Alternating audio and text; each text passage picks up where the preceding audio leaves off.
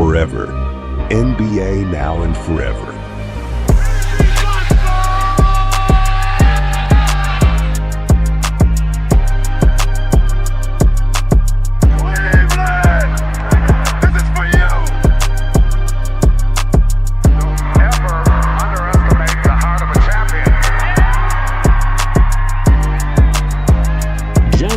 Et à toutes dans ce nouvel épisode de Forever. Je suis Vladimir, votre humble serviteur à l'animation du podcast qui traite l'actualité sans langue de bois, mais surtout avec beaucoup de mauvaise foi, le tout concocté par Sports Content. Notre podcast est bien sûr disponible sur toutes les plateformes comme Team Duncast ainsi que sur YouTube si des fois vous êtes nostalgique de l'NBA de votre enfance. Pour m'accompagner cette semaine, le premier compère, il est un peu en apnée depuis quelques jours. C'est un petit peu le grand on a failli se faire. Et ce sera le cas jusqu'au 6 février, 21h, en priant bien sûr son Kobe Christ que Chris Middleton soit conservé chez les Bucks et qu'il ne soit pas remplacé soit par Jimmy Butler ou par Bradley Beal. Ça va, Rafik, tu tiens le coup ? Ça va. En vrai, c'est plus En vrai, les rumeurs, elles me dérangent pas trop, mais c'est vraiment la communauté qui s'enflamme pour un Lavine. Alors, pour remplacer Middleton, c'est ça qui m'exaspère. Est-ce que tu viserais pas quelqu'un en particulier, là ? Oh, mais il y a des comptes France, faut vraiment leur enlever Twitter jusqu'au 6 février, hein, vraiment. Écoute, on va bien voir ce que donne la suite. Après une première partie à l'Accor Arena qui fut, on va dire, dévastatrice face aux piètres Spurs de Quentin, son TikToker préféré, Haliburton, a su faire le show sur le second acte pour revenir à Indianapolis avec la victoire. Comment tu vas, Damas ? Ouais, ça va, merci. Forever, toujours présent, toujours là. Justement, j'allais dire à Rafi que peut-être que c'est Zach LaVine qui va peut-être ouvrir les portes du Wisconsin. Ça allait être pour moi, personnellement, une régression dans toute la ligue. Donc, Dieu merci. On ne sait pas encore prononcer là-dessus. Et comme tu l'as dit, côté Pacers, il serait temps qu'on se réveille. Parce que là, on est dans les choses sérieuses. Là. Bon, ça devient plutôt sérieux, là, maintenant. Non, faut arrêter. Il est temps de remettre les choses sérieux. C'est pas parce que vous avez vu ça jeudi, là, sur Canal+, là, cette espèce de soirée où on sait que les Pacers savent toujours attaquer, on le sait. Maintenant, moi, je veux voir de la vraie défense. C'est bon, là, faut qu'on se réveille. Ok, écoute, ça marche. Et notre invité de la semaine est un confrère qui décortique l'actualité à toute allure d'un bout à l'autre des États-Unis. N'hésitez pas bien sûr à le suivre sur sa chaîne YouTube Coast to Coast. Je vous présente Tom. Comment tu vas, Tom ? Eh ben, ça va super, merci beaucoup les gars de m'inviter, ça me fait plaisir de parler un petit peu de basket avec vous. De ce que j'ai entendu, mon pauvre Rafik, les semaines qui arrivent vont être compliquées pour toi. Je veux bien l'entendre. Et Damas, en même temps, j'ai envie de te dire, la défense et les Pacers, ça n'a pas non plus été votre mode d'emploi l'année dernière, vous avez quand même fait finale de conf, donc bon. Ouais, mais non, mais la foudre, elle retombe pas deux fois. À un moment, faut arrêter. On a compris que les Bucks, ils étaient limités. On a fait le nécessaire. Contre les Knicks, Tom Thibodeau est toujours débile pour faire souffler les mecs. Donc, ça nous a grandement aidé. Boston s'est bien amusé sur nous, mais là, cette année, tout le monde nous attend. Donc, j'ai vraiment envie d'avoir même une demi-finale contre les Cavs, pour vous dire.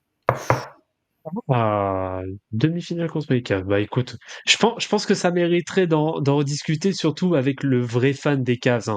Il se fait passer pour fan des Spurs, mais c'est vraiment le fan numéro 1 des Cavs. C'est Quentin. Au passage, on te fait la bise. Un grand menteur comme lui. Très impliqué. Ouais. Très impliqué sur soi-disant Evan Meuble, qui est le futur Tim Duncan, d'après lui. On ferme la parenthèse. Voilà, on ferme la parenthèse, on n'en dit pas plus. Exactement. Écoutez, parfait messieurs, je vous propose qu'on passe de suite aux actualités de la semaine et on va commencer par les joueurs de la semaine qui ont été dévoilés donc lundi soir avec pour la conférence Ouest avec un total de 25,8 points par match, 6,3 rebonds à 57% au tir avec un bilan parfait de 4-0 jusqu'à hier soir. en dehors de la déculottée qu'ils ont pris face aux Knicks, c'est Jaren Jackson Jr. Et pour la conférence Est, nous avons un parfait résultat aussi de 3-0 en termes collectifs, avec une moyenne au total individuelle de 22 points, 9,7 rebonds et 6 passes, qui est Scottie Barnes. Est-ce que, messieurs, ces 2 joueurs de la semaine sont légitimes? Je sais que ça en a fait discuter plus d'un, mais pour vous, est-ce que c'est logique? Jared Jackson. On commence avec Jared Jackson À parce l'ouest, qu'il faut oui, quand à même. l'ouest. À l'ouest, Ouais, voilà, logique à vas-y, l'ouest. Rafik. Vas-y, Ouais, à Rafik. l'ouest, peut-être logique, 4 victoires, 0 défaite. C'est peut-être le joueur le plus en forme des Grises en ce moment. Parce que c'est un peu. Ja Morant, il y a quand même une certaine irrégularité. Il est important, faut que Ja Morant soit là, mais une certaine irrégularité dans les stats et même Physiquement dans- aussi, hein. Il est blessé jusqu'au physiquement, oui, 25. il est pas là tout le temps. Donc ouais, je dirais logique à l'ouest. À l'est, bon, en vrai, c'est discutable, mais bon, je pense que euh, en fait, c'est vraiment Toronto quoi, qui gagne le trophée plutôt que Barnes. Ils ont pris peut-être le joueur qui symbolise les Raptors, hein, qui ont battu les Celtics, qui ont pris vraiment des grosses wins récemment. Donc ouais, voilà, je pense que c'est plus une façon de féliciter les Raptors que vraiment, voilà, Scottie Barnes c'était le meilleur joueur à l'Est sur cette semaine. Et pour toi, Tom? Moi, je suis assez d'accord avec ce que vous avez dit tous les deux, les gars, et je rajouterais que c'est 2 joueurs qui individuellement font globalement des saisons plus que correctes, qui n'iront pas au All-Star Game. Ça, on le sait, puisqu'il y a beaucoup trop de monde. Mais tu vois, je prends l'exemple d'un Jaren Jackson Jr. qui est top 3 à l'Ouest. On parle très souvent des Alperen Sengun, on parle des Sabonis, on parle des Wemby. On ne met jamais Jaren Jackson dans la discussion, alors que le mec est top 3 à l'Ouest et le joueur le plus régulier et clairement avec peut-être Desmond Bane les 2 meilleurs joueurs de son équipe depuis le début de saison. On a parlé des irrégularités de Ja Morant. Il tourne à 23 points, 6 rebonds et 2 passes de moyenne. Encore pas mal de... Ça reste un gros défenseur. Et de l'autre côté, Scottie Barnes, l'année dernière avait été un peu compliquée. Mais là, Toronto, cette année, ça joue bien. Il y a eu pas mal de blessures. Et Scottie Barnes, je trouve qu'il est repassé en mode progression individuelle. Donc, bien évidemment, il ne sera pas All-Star parce que Toronto ne peut pas postuler un titre de All-Star, même s'il y a des équipes comme Charlotte qui arrivent à mettre un All-Star malgré la catastrophe de cet effectif. Je trouve ça bien, tu vois, ça fait des petites récompenses individuelles sur des joueurs qu'on n'a pas souvent, dont on parle pas souvent. Donc, voilà, je trouve ça mérité. Et d'ailleurs, Jaren Jackson Jr., alors c'est vrai que j'ai regardé dernièrement les quelques derniers matchs de Memphis. C'est vrai que bon, c'est pas l'équipe que je regarde le plus, mais quelque chose qui m'a agréablement surpris au vu du profil déjà du joueur de base, c'est que enfin il s'est décidé à tamponner à l'intérieur. Il a décidé de jouer sur son footwork, de jouer aussi sur son physique, alors qu'on connaît que un peu on va dire son péché mignon était de beaucoup shooter à 3 points, et là on sent qu'il a vraiment pris conscience des aptitudes notamment physiques qu'il avait, et c'est vrai qu'il fait vachement plaisir à regarder là, Jaren Jackson. On sent que il a commencé vraiment à mûrir dans sa façon de jouer, moi, donc je pense que c'est aussi plus que mérité pour le coup. Carrément. Alors par contre, Damas, on t'entend plus. Oui, excusez-moi. Ah, Oui, je disais, oui, en effet, sa panoplie offensive s'est clairement élargie. C'est clairement intéressant aussi pour lui et même pour les Grises. On voit quand même un changement de rythme offensif du côté de Memphis. Tout le monde touche la balle. Même regardez les box scores du côté des Grises. Tu as beaucoup de gens avec pas mal de passes décisives, même pour ceux qui sortent du banc, avec Luke Kennard, Desmond Bane, qui est en 2-3 de base. Et donc, il y a une vraie répartition offensive. Donc, ça enlève également de la pression à Ja Morant. Donc, certes, offensivement, il est moins présent, même physiquement en soi, parce qu'il est quand même assez convalescent. Il a une tolérance de blessure assez élevée. Et ça permet à des joueurs d'émerger, tels que Jaren Jackson, Triple G, qui s'était clairement mis en évidence dans la ligue en étant un très gros défenseur, en étant même le meilleur défenseur de la ligue, je crois, sur une saison, je crois. Oui, tout à fait. Le voir avec 23 points, c'est très intéressant. J'espère quand même pour lui qu'il s'améliore quand même au rebond. Parce que 6, bon, j'estime avec sa taille et C'est son pas énorme. physique, il peut mieux faire le gars. Et ça fait quelques années d'ailleurs que moi je l'observe sur ce coin de l'œil, où je me en bof. Mais bon, il faut quand même saluer la belle saison des Grises, hein, qui se sont très très bien relancés après la saison passée où c'était vraiment vilain. Comme tu l'as dit, Rafik, il fallait en effet honorer ce qu'ils font aussi à titre collectif. Et du côté des dinosaures, là, ils accrochent quand même pas mal d'équipes en ce moment, hein, parce que tu as les Hawks qui perdent 2 fois, tu as le Magic qu'ils ont battu, ils ont battu aussi les Warriors aussi. Euh, le Mhm. coach Rejkovic, il est en train de faire un bon petit truc là. Bon, moi, Scotty Barnes, c'est un joueur que je n'aime pas. Je me ah, non, non. Ça Je trouve mérite d'être honnête. Oh là là, on pousse trop. Je trouve qu'on en fait trop sur ce gars, je sais pas, playmaker, poste 3, ailier, playmaker, je sais pas quoi. J'aime pas. Oh là là. Mais bon, il faut en effet aussi saluer ses performances qui sont clairement mises en évidence, hein. Mais hier, je crois qu'il a fait un 6 sur 21 au shoot, je crois. Ah, c'est Bref. souvent ça, hein, quand t'as un titre de joueur de la semaine, souvent la performance qui suit derrière, elle est un peu compliquée. Ouais, hier, Mais, c'était euh, pas top top parce que j'ai cru voir. Mais ils ont mais battu les Pelicans. oui, oui, oui, certes. Mais du coup, alors, est-ce qu'il n'y aurait pas eu potentiellement un Laker ou un Knick qui aurait pu mériter ce titre-là la semaine Bien dernière? sûr, bien sûr. Moi, je pense, de manière tout à fait objective, qu'il y a un Laker qui va plutôt postuler pour le titre du joueur du mois, si tu vois ce que je veux dire. Ouais. Mhm. Oh. Plus que joueur de la semaine, parce que, on en parlera peut-être après, mais ce qui est en train. Alors, après un mois de décembre un peu compliqué, et malgré un début de saison de candidat MVP, ce Mhm. qui est en train de réaliser Anthony Davis sur le mois de janvier avec les Lakers, je pense qu'il va falloir le prendre très sérieusement. En fait, il va falloir arrêter de prendre Anthony Davis pour acquis. Et c'est l'équipe d'NBA Extra qui disait ça ce midi, je trouve ça intéressant, c'est qu'en fait, Anthony Davis, on a oublié que là, il rentre dans son prime, c'est-à-dire que c'est un joueur qui a à peine une trentaine d'années, Oui. et qu'en termes de domination, c'est-à-dire que là, on parlait de Jaren Jackson Jr., bah, on est 2 ou 3 crans au-dessus, et Anthony Bien Davis, la sûr, saison bien qu'il est sûr. en train de fournir aux Lakers, c'est très très sérieux. Bah, sur le mois de janvier, Anthony Davis, c'est 24,7 points, 11,4 rebonds, 4,6 passes, 1,1 interception et 1,8 contre. C'est quand même, Ouais. c'est quand même Correct. sérieux. Correct. Non, non, non, mais C'est Sérieux. Davis, de toute manière, on le sait bien, qui réclame aussi depuis un petit moment une certaine forme de légitimité aussi, hein, au niveau des trophées individuels, notamment en défense, où d'ailleurs même l'an passé, je trouve qu'il avait été très bon sur l'exercice défensif qu'il a mené sur toute la saison, où il s'est très faiblement baissé. Cette année, il a encore confirmé. Il y a eu une vraie chute, par contre, comme tu l'as bien dit, hein, novembre-décembre, où les Lakers ont laissé passer des rencontres, où ils perdaient dès le deuxième Oui. quart-temps avec des écarts conséquents. On avait compris qu'ils avaient lâché le match. Mais JJ Redick tient bien la barre. Donc, et côté Anthony Davis, il prend la saison très au sérieux, même s'il réclame un 5, un vrai pivot à ses côtés. Et il a raison de le faire. Oui. En effet. Bon, on verra ce qui se fera d'ici la trade deadline, hein. Il y aura peut-être quelques petits ajustements qui pourront se faire. Non, mais Et et à pour, l'Est, ouais, Big ouais. Cat. Big Cat. Ah, Kat ou Bronson? Bagarre, hein, mais moi je donnerai à Cat. Ouais. Parce que Cat, il est excellent. Bah après, quand tu regardes Bronson aussi sur le mois de janvier, c'est 28,9 points, 7,7 passes et 3,6 rebonds. Oh putain. C'est des stats MVP, hein. Les gars, ils sont dopés, hein. Mais il est extrêmement fort, hein, le Jalen, hein. Mm.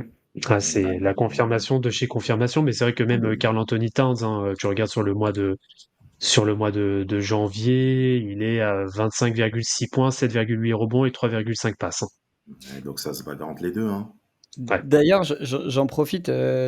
Damas, tu t'es permis de faire une petite pique sur Thibodeau. Je sais pas si tu as vu, mais depuis une semaine, enfin sur les Ouais, 2-3 derniers matchs Genix, il c'est fait une vrai. rotation à 9 joueurs. C'est vrai. Et en Il plus, a- il- à des minutes conséquentes, quand même, Mais hein. oui, il s'est souvenu qu'il avait un banc.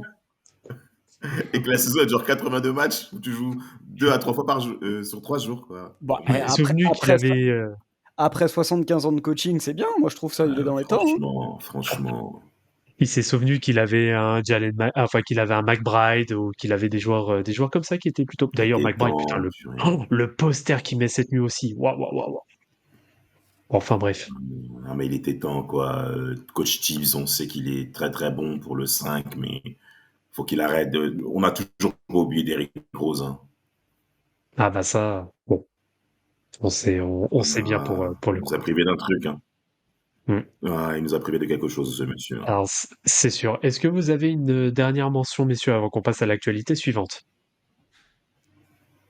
Ils m'en Giannis font aussi pouvoir peut postuler pour le meilleur joueur de l'Est. Hein. sur le mois. Giannis. Non, en joueur de Ouais. la semaine. Ah, Ah, pardon, je parlais du mois. Bon, en fait, joueur de toutes les semaines, c'est Nikola Jokic. En fait, enfin, il lui Ouais. faudrait Ouais. lui et JS cette année, il leur faudrait un trophée chacun toutes les semaines, puisque ce qu'ils sont en train de nous pondre quand même à chaque match, même dans des effets tiers, ce qui sort Jokic, ça commence à devenir infernal. C'est Non, indécent. ouais. en fait, c'est vrai que t'as toujours les joueurs en fait qu'on pourrait quasiment mettre tout le temps entre lui, bon, SGA, même Giannis à l'Est. Giannis. Enfin, il y a... ouais. Même Giannis. Hein. Même Giannis. Hein. Mais pour, pour SJ, pour la course au MVP, heureusement que le Thunder a des victoires d'avance par rapport à Denver. Hein. Ouais. C'est ça Oui. qui le met, qui lui donne un petit peu Il plus va de l'avoir, légitimité SGA. à son titre de MVP. Il va Oui, on va l'avoir. lui donner, je pense. Ouais, et puis Denver, il y a des défaites qui sont moches quand même. Hein. Alors certes, ça joue quand Mais même cette nuit, beaucoup il perd mieux. contre les Bulls. Il perd Voilà, contre les Bulls cette nuit. ça joue beaucoup mieux récemment, mais tu sens qu'il y a des petites défaites. Et c'est là où la question du most valuable player joue. Encore une fois, c'est que là, t'enlèves Jokic à Denver.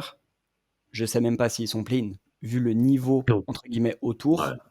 Ouais. Là où c'est pas pour diminuer le niveau de SGA, mais je pense que si t'enlèves SGA, vu la construction de l'effectif, c'est peut-être top 10, tu vois, quand même, OKC. Ah bah l'effectif est bien plus cohérent, on est d'accord. Ouais, sans Sur compter ça, que Chet Holmgren est absent. Hein. Holmgren est absent en plus, un Chet. en Hein. plus. Ouais. En plus, entre lui, Hartenstein, qui est assez souvent blessé aussi. Caruso qui sont allés chercher. Ouais, Il y a une meilleure cohérence du côté du Thunder par rapport à l'effectif de Denver, sans compter que. complet. Mais, mais regardez même Dallas, qui est sans Luka Doncic actuellement. Ils sont pas très bons, mais ils arrivent quand même à accrocher certaines victoires importantes. Ils battent le Thunder en plus, hein, il n'y a pas très longtemps. Mm. Ils battent cette nuit les Blizzards, bon, c'est pas très compliqué, vous me direz. Une équipe NBDL ridicule. Mais bon, voilà, Dallas se bat encore, quoi. Et puis Kyrie Irving aussi. Ouais. Bon, parlons. Allez, on va pas parler de sujets qui fâchent. Je vous propose de passer à la seconde actualité de la semaine. Hein. Il est bien évidemment, on fait un petit retour sur les NBA Paris Games de cette année. Donc, ils ont opposé les Indiana Pacers aux San Antonio Spurs les 23 et 25 janvier. Cet événement a battu plusieurs records, hein, que ce soit en termes d'audience télévisée ou même d'engagement sur les réseaux sociaux et de participation, on va dire, globale.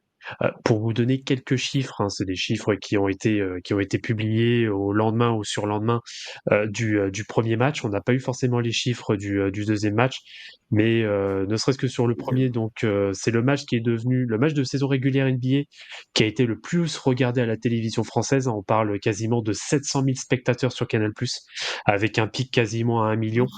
On a une augmentation de 41% des vues sur l'NBA League Pass en France et 19% à l'échelle mondiale. Donc par rapport à l'année dernière, par rapport à l'affiche de l'année dernière, donc ça montre quand même l'engouement autour de cet événement. Il s'agit également du match NBA Global Game, donc le match international qui est le plus vu sur les réseaux sociaux de la Ligue. On parle de 218 millions de vues à travers Facebook, Instagram, TikTok, YouTube et d'autres plateformes. Les contenus autour de Victor Wembanyama, cette semaine, enfin la semaine dernière, l'ont placé comme le deuxième joueur NBA le plus regardé sur les réseaux sociaux cette saison, avec plus de 817 millions de vues. Et on a une vidéo de Victor Wembanyama au Parc des Princes lors du match de Champions League de mercredi dernier, où on le voit jongler avec un ballon au Parc des Princes. Et ne serait-ce que cette vidéo a généré plus de 39 millions de vues sur Instagram, devenant le 5e post le plus vu sur cette saison. Bon, c'est n'importe quoi. Et en termes de billetterie, et c'est là aussi où c'est impressionnant, les deux matchs se sont vendus, donc bien sûr en moins de 24 heures, avec des spectateurs provenant de 53 pays. Donc ça établit un nouveau record pour un événement NBA. Voilà les chiffres de ce NBA Paris Games. Qu'est-ce que tout cela vous inspire comme données, messieurs?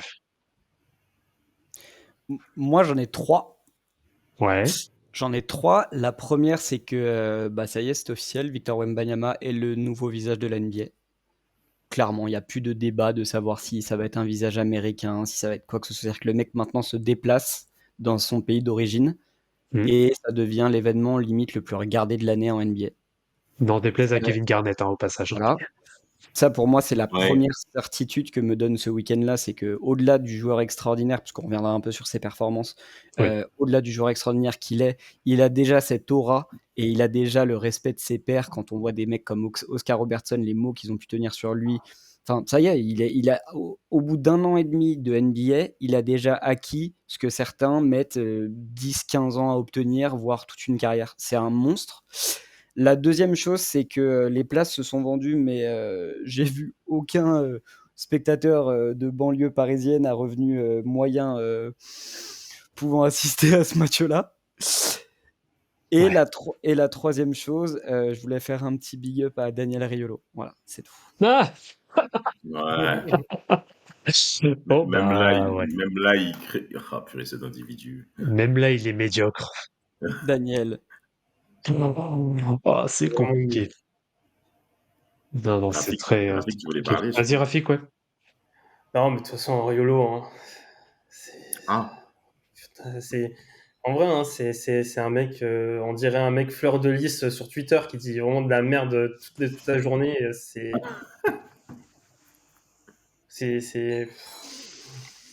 Mais ouais, clairement, hein, c'est l'effet Wembanyama. Hein. Il n'y a pas Wemby dans ce game. Je mets la main à couper que tu divises tout par 4-5. Hein. absolument. C'est Ouais, clairement. forcément. Et même, tu vois, en vrai, ça montre aussi une certaine réussite du marketing autour de Wembanyama. On sait que quand même, il y a pas mal d'investissements sur son image, etc. Et clairement, hein, ça fonctionne. Hein. Non, non, non. On est en plein brand marketing qui a été. C'est une image de marque absolue pour la Ouais, France ouais. d'abord. Pour la NBA, bien entendu, Tom l'a très bien dit. Et même pour la France, demain, il faudra miser sur une image majeure avec le Lion des mers qui a tout arraché au cours des JO 24, Kylian Mbappé avec le football, le basket avec Wembanyama. Il faut une image pour l'athlétisme, une autre image pour le handball. Chaque discipline doit avoir son élément majeur et au niveau du basket français. Pour au moins les 10 prochaines années, voire les 15 prochaines années, Wembanyama doit nous faire gagner les Jeux Olympiques. Je, Hum. je- je suis déjà là-bas, hein. Ah, Et je bah, pense il y avoir a moyen. raison. En vrai, il y a moyen avec la nouvelle génération. Hein. Il y a moyen. Non, c'est sûr.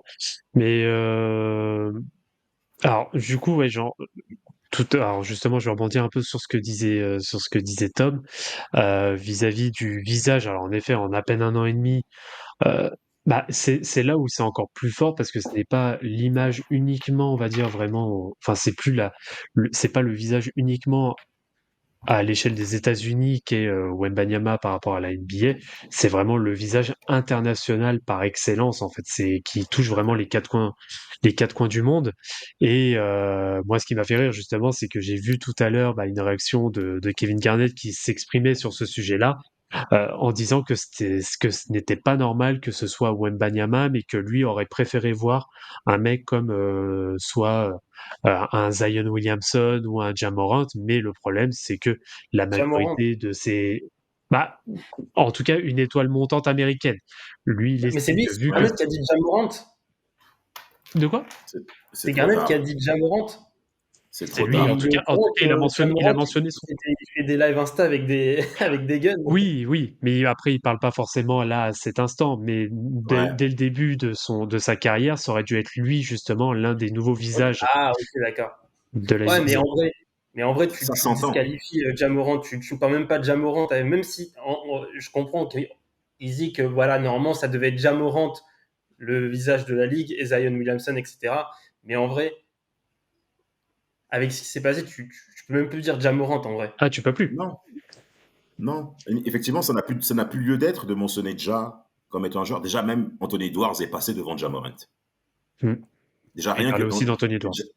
Ben, oui, mais rien que Edwards est passé devant Ja Morant parce que Ja Morant était censé être devant. C'est quand même un nom qui est intéressant comme mentionné KG parce que de base, la Ligue avait quand même beaucoup misé sur l'image de Ja Morant en étant un joueur d'une taille moderne, c'est-à-dire qu'on peut retrouver au travail en sortant du métro le profil qui a la même taille que Ja Morant, ok, mais qui grimpe sur des mecs qui font de 11, de 10, de 15. Et sans compter que Ja Morant, il a quand même une certaine forme de personnalité. Mais avec ce qui s'est passé dans les différents faits divers, c'est trop tard. Et vu qu'aujourd'hui, l'image compte beaucoup plus que tes performances sportives, c'est fini. C'est fini. En plus, Wembanyama, ce qui est intéressant, c'est que lui, il mobilise toutes les couches sociales possibles. Bon, je ne vous parlerai pas de Mamadou Sakho avec le Paris Saint-Germain à l'époque où toute classe sociale du PSG était « Oula, là, j'ai vu Tom avec le bisou !» qui mettait tout supporter parisien, tout le monde d'accord, mais Wembanyama, mais tout le monde du sport d'accord. Parce que dans les 53 pays qui sont venus à Paris assister à ces 2 rencontres auxquelles je ne suis pas sûr qu'on puisse faire un retour dessus, messieurs, si vous le permettez, vu le spectacle qui a eu lieu, il y a le showbiz, il y a l'industrie de la musique qui est venue, il y a l'industrie, attendez, il y a l'industrie du cinéma qui est venue, et le sport, on le sait, Wembanyama régale tout le monde. Et là, il était même au parc pour City, là, PSG City, c'est ça? Il te fait pas penser à un autre sportif français qu'on a mis sur le même piédestal il y a quelques années? C'est Mbappé. Ouais. Sauf que lui, il a la chance d'être aux États-Unis et que son arrogance et son orgueil va juste être jugé comme quelque chose de normal et naturel. Et tu vois, c'est ça que je trouve hyper intéressant, Vlad, dans ce que tu disais.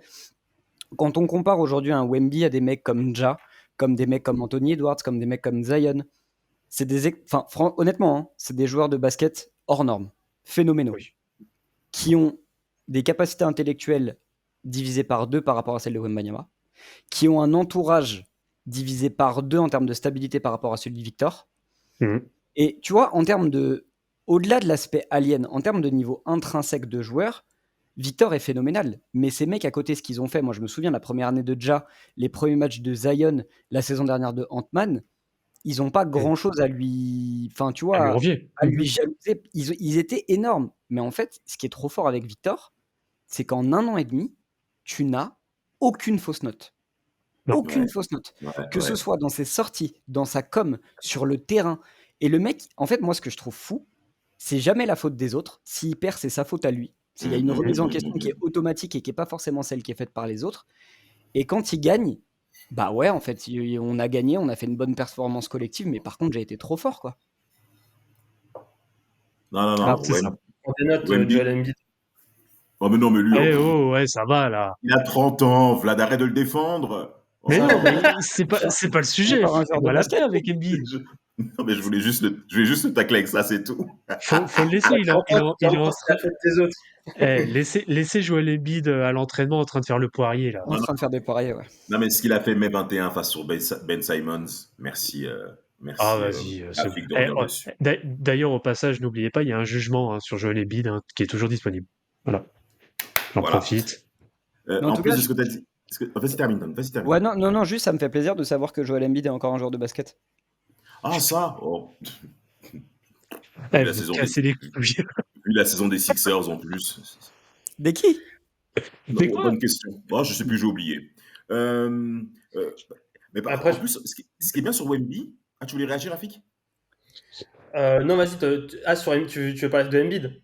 Non, mais non. Wembanyama. Revenons sur le sujet, messieurs. Ah, j'ai entendu Embiid. Non, juste sur Victor, ce qui est intéressant, c'est qu'en plus, tu as parlé de l'espace qu'il a aux États-Unis de pouvoir faire preuve d'arrogance par rapport à ses performances sportives, auxquelles d'ailleurs il peut même s'auto-justifier aujourd'hui, mais il ne le fait même pas. Hein. Il ne le fait même pas. Ça veut dire qu'il y a encore une marge dans son image marketing qu'il peut développer, auquel il va encore mettre tout le monde d'accord. Surtout si les Américains disent oui à ça, aucun Français, des médias français, pourra parler de l'arrogance de Wembanyama. Aucun. Il n'y en a aucun. Parce que si les US valident, les médias US, je parle, valident cette image potentiellement d'arrogance que Wembanyama pourrait avoir et que je ne pense pas qu'il a, en tout cas pour l'instant, qu'il n'a pas pour l'instant mis en avant, mais à quel moment les Français pourront le clasher? Et quand tu as fait le parallèle avec Mbappé, Tom, c'est très intéressant. Parce que Mbappé, le fait qu'il ait fait 7 ans de carrière en jouant en France, ça joue vraiment contre lui, au contraire de Wemby qui est parti plus tôt. Ouais. Beaucoup plus tôt. Ouais, et puis au-delà de ça, les médias français. Hein. Oui, je pense que c'est pas forcément le fait qu'il ait joué en France, c'est surtout tout ce qu'il y a autour. Regarde, Un joueur comme Thierry Henry, regarde, il a jamais, enfin, il a très peu joué en France. Il a joué à Ouais, Arsenal pratiquement mais, les 3 quarts de sa carrière. Il s'est fait déboîter par la presse médiatique ouais, française. mais Il n'est pas considéré comme un joueur français. non, mais attention. Si, bon, tu es un petit peu Enfin, sévère là-dessus, tu vois mais, ce que je mais veux dire. en fait, Mbappé, le fait d'avoir fait 7 ans en France, tu te rends davantage accessible aux médias français pour te frapper. Alors que si tu pars beaucoup plus tôt, ou que tu fais 1 an ou 2 ans en France et ensuite tu pars à l'étranger, c'est pas la même chose, c'est pas le même poids. Ouais. Ce qui Bon, et était le puis cas de après, c'est pas. Wendy, tu vois. Puis après, c'est pas le même sport. L'utilisation du En basket au plus, niveau politique en sera jamais plus. celui du foot. Mais bon, bref, c'est pas le Bien sujet. sûr, ça c'est vrai. Mais c'est un point qui est intéressant, du coup, par rapport à ce week-end à la NBA Paris Game, c'est que, bah, tu vois, dans le développement du basket, je pense que Wemby, il apporte quelque chose que certes, certains pionniers comme des Tipeee, comme des Baba qui ont apporté, on a vu comme ils ont été, enfin, surtout Boris Dio, Tipeee, ça a été un peu plus compliqué, mais comme ces mecs-là ont été ovationnés à Bercy, Mhm. là, ce qui est en train d'apporter Wemby, je pense honnêtement, en tant que spectateur français et consommateur de NBA, on n'en a même pas conscience. Non. On n'en a pas Non, conscience parce que Non, c'est en train de dépasser toutes les limites du cadre du rationnel, en fait. C'est-à-dire que tout a commencé au travers d'un match il y a 2 ans contre une université, contre Scoot Anderson, qui est à moitié un joueur de basket qui se réveille un peu cette année. Et tout le monde a dit, non, ouais, regardez, c'est le futur non. go. Non, mais tu vois, tout le monde, Pas Portland, à hein, ce, donc. à ce moment-là, les LeBron, les Curry, les Giannis, et tout ça, les mecs avaient dit, vous allez voir, quand il va débarquer, ça va être un tsunami. Oui. Bah, c'est un tsunami, en fait. Ah bah complètement. Là potentiellement, alors bien sûr, hein, je touche du bois partout. Euh, Wembanyama, là, on est sur des bases qui sont même plus que all-time, parce que sur une année sophomore, ne serait-ce que numériquement parlant, on n'a jamais vu ça. Le mec LeBron James, est LeBron. ouais, oui, en dehors vraiment, voilà. Là, on rentre clairement, en tout cas avec Wembanyama, on rentre clairement dans une catégorie bah, de talent générationnel. Et si c'est pas Absolument, talent même all-time, qui peut aller même très très haut. Et bien c'est ça sûr. en fait qui est flippant parce qu'avec lui, bah, t'as l'impression limite que bah, les limites tu peux les repousser en fait. Et c'est ça qui est affolant au vu de tout ce qu'il est capable au vu du rayonnement qu'il est capable d'apporter en fait. Et je pense qu'en effet, un pays comme le nôtre, qui n'est pas un pays de sport, je le rappelle, n'est pas Non, prêt pour ça. non. Ah, c'est dans ce sens-là. Bah oui, là, messieurs, vous avez clairement raison. Parce que Et j'espère que ça lui fera pas défaut parce qu'en effet, le fait maintenant d'être aux États-Unis, comme vous l'aviez abordé tout à l'heure, bah, en espérant que sa com soit toujours aussi bien maîtrisée que maintenant, parce que bah, si et je pense qu'on pourra faire un rapprochement avec ce que fait notamment l'État en ce moment. Bah, si la France ne suit pas la cadence et le rayonnement que peut apporter un Wembanyama au développement du sport en France, va peut-être falloir se poser les bonnes questions derrière aussi. Ça Ça, risque d'être c'est compliqué. ça, c'est évident. Après, j'ai envie de te dire, Victor, il est arrivé, en tout cas, en tant que consommateur de basket et en tant que consommateur de basket de l'équipe de France, il est arrivé aussi à un moment donné un peu charnière, où il a eu la chance, entre guillemets, de faire la transition entre l'ancienne génération, avec les 92. Batum, avec les Fournier, avec toute cette génération Hmm. fabuleuse, et qu'il est 90, aussi, 92. Hein. il va tout de suite devenir le leader d'une Tout de suite. génération de talents, de malades mentaux. Parce que là, on parle de Victor, mais si Victor n'était pas là et qu'Alexandre Sarr existait sans Victor en posant la saison qu'il est en train de poser, avec la poursuite du développement d'un mec comme Bilal Koulibaly, avec Rizaché. les Rizaché, les prochaines drafts qui arrivent avec les Noah Sengé, enfin, on a une génération de basketteurs qui, avec tout le respect que je peux avoir pour les générations précédentes qui nous ont fait rêver, je ne sais pas si les générations de basket français ont connu un niveau de talent Quel niveau? Je aussi pense pas. Non, je énorme. pense pas. Non, non. Et du coup, l'avantage, c'est que Victor a connu aussi l'équipe de France avec les anciens, avec un ancien entraîneur. Et là, il va débarquer en tant que leader avec un nouvel entraîneur et avec une génération, enfin limite toute fraîche, toute nouvelle, qui sera accompagnée par des mecs comme Gershon, qui sera accompagnée comme des mecs comme Evan, parce que Evan veut aussi être là. Mais je pense qu'il arrive à un très très bon moment aussi pour le développement du basket français. Après, comme tu l'as dit, Vlad, à un moment donné, si la politique ne suit pas, et si au-delà de la politique, parce que la politique c'est facile, mais à un moment donné, c'est aussi la prise de conscience de la population. Si les gens ne veulent pas accorder autant d'importance au sport et s'accordent à dire que oui, bah écoute, la politique c'est pas grave, si on peut enlever 2 heures de cours de PS en plus à des enfants toutes les semaines, si c'est pas une priorité, bah ne soyez pas déçus derrière si on gagne pas, hein. Et si les mecs décident de se barrer, hein. Si on gagne pas et qu'il y a pas d'investissement, en effet, dans le championnat français, et cetera, et cetera. C'est sûr. C'est sûr, c'est sûr. Bon, on va pas non plus trop s'éterniser sur, ce sujet, on va dire, un peu politique, parce que c'est pas forcément le sujet et puis je pense que c'est quelque chose qui mériterait, beaucoup plus de temps aussi à être développé. Ce que je vous propose, messieurs, c'est qu'on passe à la dernière actualité, rapidement. Les starter pools du All-Star Game ont été dévoilés, donc les 5 de départ de chaque conférence. Donc pour vous refaire rapidement les 5, du côté de l'Est, nous avons chez les guards, nous avons Jalen Brunson des Knicks, Donovan Mitchell des Cavaliers. Et sur les forwards, nous avons Karl Anthony Towns des Knicks, Giannis Antetokounmpo des Bucks et Jason Tatum des Celtics. Du côté de la conférence Ouest, pour les guards, nous avons Stephen Curry des Warriors, Shai Gilgeous-Alexander du Thunder, et pour les forwards, Nikola Jokic des Nuggets, Kevin Durant des Suns, et j'allais dire du Thunder, et LeBron James des Lakers. Est-ce qu'il y a des scandales pour vous, messieurs? Est-ce qu'il y a des noms est-ce qu'il y a eu des snobs? Est-ce qu'il y a eu vraiment des noms qui ont été oubliés ou des noms qui n'ont rien à foutre dans ces 5 de départ? Anthony Davis, il est où? Ah, Les 5. Il- Les 5e chez les fronts à l'ouest. Ah. James Harden, il est où? Loin. Je crois 9, quelque chose comme ça. 7, 8 ou 9. ouais, il- il est pas super haut. il n'est pas super haut parce qu'en fait, son style de jeu a clairement changé et qu'il est moins flashy que ce que nous avons vu, bien entendu, bien qu'il soit aujourd'hui meilleur passeur, handle, comme on pense le croire.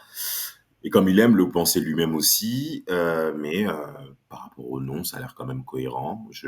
Les Rockets, Oui, malheureusement, c'est non. cohérent. Hmm. C'est cohérent. En vrai, moi, je vois Ouais, rien de scandaleux en tout cas. ouais.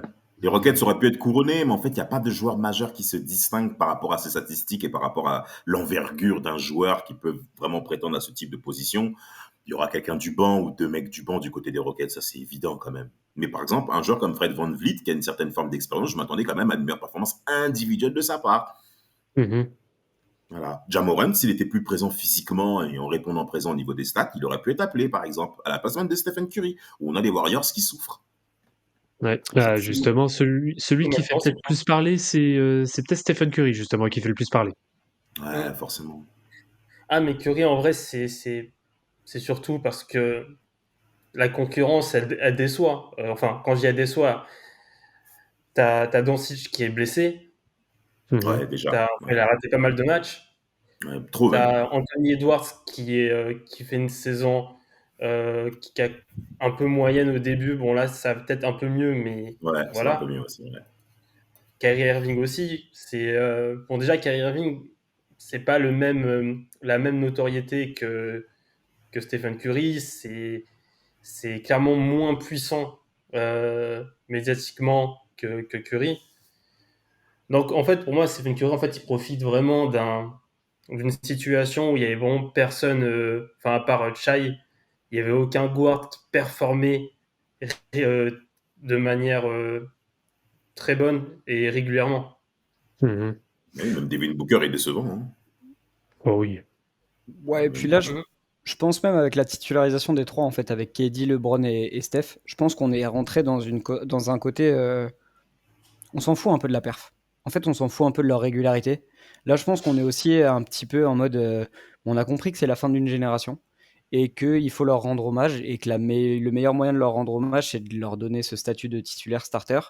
On voit, hein, la NBA ne cesse de nous vendre le trio au travers de documentaires, au travers d'interviews, au travers des Jeux Olympiques. La NBA veut vraiment marquer le coup parce qu'on en revient aussi à cette discussion de la NBA un peu en galère de trouver une nouvelle figure iconique. Et du coup, sur quoi tu te rabats? Tu te rabats sur tes figures historiques. Moi, je pousse même la discussion plus loin, Rafik. Est-ce que si Doncic n'avait pas été blessé, Steph n'aurait pas quand même été starter? Non. Non, il doit. Je. J'en viens Non. même à me poser en fait, j'en viens même à me poser la question, tu vois. C'est trop vilain de mettre SG dehors par rapport à la saison qu'il fait dans la mesure où il est potentiel MVP. Je Après, pense pas. ouais. Est-ce qu'ils Pour auraient moi, pas tu fait vois, un truc où tu décales Doncic en 3 et tu sors KD du Ouais, starter? aussi. Ils auraient même pu faire un Mm. truc comme ça, tu vois, mais bon. au niveau des votes des fans, c'est quand même plutôt serré entre les deux, entre Curry et Doncic. Il y a 300 000 votes d'écart, mais c'est pas, voilà, il n'y a pas un énorme écart. C'est au niveau des médias, je vois que c'est Doncic qui est encore derrière Curry. Bon là, c'est voilà la notoriété de Curry qui le met devant, je pense. Après, c'est au niveau le gros écart, c'est au niveau des joueurs. Euh, il a eu bien plus de votes Curry au niveau des joueurs que Doncic. Donc ça, par contre, le vote des joueurs, je saurais pas l'interpréter. Je pense que soit c'est du, on va dire, copinage entre Américains, ou soit c'est, comme tu dis, des joueurs qui veulent, on va dire, faire un peu, enfin, offrir un dernier All-Star avec LeBron et KD à Curry, Ah, ou peut-être aussi parce que Doncic, il est absent, il est blessé, Ouais, et du coup, les joueurs n'ont pas voté pour lui. oui, après, tu as beaucoup de formes, on va dire aussi d'hommage, hein. Je pense que Stephen Curry et LeBron James, c'est purement de l'hommage, au vu même peut-être ne serait-ce que des performances qu'ils sont encore capables de faire. Bon, je pense que ça se limite à Et ça, ça hein. se comprend. Ça se Oui, comprend et ça se comprend. Et en vrai, Curry et LeBron, ils n'ont pas des stats scandaleuses. Ils sont pas à 4 points de moyenne, quoi. Non, je non, pense pas, clairement. non. Tu sais quoi, en fait, je trouve que sur ce trio-là, alors peut-être que je vais manquer d'objectivité, pardonnez-moi, hein, mais sur ce trio-là, pour moi, celui qui est le plus légitime à être starter, en fait, c'est LeBron. Il n'a pas été Oui. blessé de la saison. Son équipe est 5e à l'Ouest. Il a certes Anthony Davis qui est devenu le meilleur joueur, en tout cas sur le terrain cette année des Lakers, mais en termes de. Je vais dire un truc de fou, mais en termes de second couteau, enfin, c'est peut-être le meilleur second couteau de l'histoire, si on peut l'adresser comme ça, le truc. Et il tourne encore à quoi? 23 points, 6 rebonds, 6 passes, un truc comme ça, de moyenne. Oui, c'est à peu près ça, ouais. Dans une équipe qui est 5e à l'Ouest, tu vois, ça me choque moins que Steph qui, au-delà des blessures, est irrégulier statistiquement et son équipe produit pas tant. Elle souffre, ouais. KD est un monstre quand il est sur le terrain. Ça, il n'y a pas de souci, hein. La bonne phase des Suns, c'était quand KD était présent. Et quand Tout à KD fait. n'est pas là, il galère. Mm. Mais il a été C'est pour ça beaucoup que je le absent. mets devant. Mais il a été beaucoup absent. Même les Suns font un très gros début de saison parce que Jaren était là, hein. C'est quand il se blesse qu'il y a eu une bien vraie sûr. chute au niveau des Ouais, performances. et même quand il revient, c'est là où il commence à reprendre des victoires. Et À quand il n'est pas là, reprendre, ouais. ça prend des défaites. Ça Moi, j'aurais patine, mis ça KD patine. en 1. Enfin, parmi les 3, pour moi, KD, c'est vrai qu'il a raté pas mal de matchs. Mais franchement, c'est peut-être le plus valuable encore entre les 3 Ouais. dans leur équipe respective. Ouais, ouais. Ouais, c'est Mais le bon, plus après, fort c'est encore individuellement, c'est le plus fort. oui, clairement, c'est encore le plus fort. Non, Ouais. ouais, ça s'entend. Et pour la conférence Est, plutôt de Knicks que de Cavs? Moi, Bah, là, c'est je quand suis même choqué. dommage. Moi, je suis Vas-y, choqué. vas-y, Tom. Non, non, vas-y, je t'en Vas-y. prie, hein. Moi, je suis choqué. Mais non, mais exprime ton choc. Ok. Alors, Karl Anthony T'inquiète pas, Towns, je te suivrai, t'inquiète pas. non, mais 4, il n'y a aucun souci. 4, tu regardes sa Absolument. saison, on peut même en parler dans un top 10 MVP sans souci, en fait. Il n'y a même pas de Absolument. Ouais, discussion. oui, c'est une vraie saison. C'est Rien vrai. à dire. Giannis, il est top 3 MVP. Donc, pareil, il n'y a pas de discussion. Mhm. Tatum, il te fallait un Celtics. Ils sont deuxième. Oui. Tu vas Ah pas oui. prendre Brown, tu prends Tatum. Il y a aussi la question de légitimité. Jason Tatum, ça y est, il a le droit à cette reconnaissance. T'es deuxième, Ouais. t'es champion, t'es All-Star. Comment est-il possible, au vu de la saison des Cleveland Cavaliers, que Darius Garland ne soit pas Ah, starter à côté de Donovan Mitchell? moi, Ah, je laisse Vladimir répondre.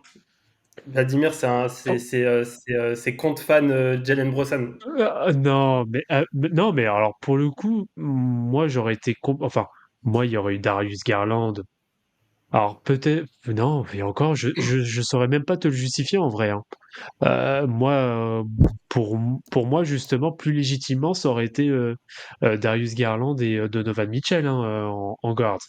Mais est-ce qu'ils ont pas voulu qu'il y ait une surdomination dans le 5 de départ de l'Est de la traction arrière des Cavs? Je sais pas.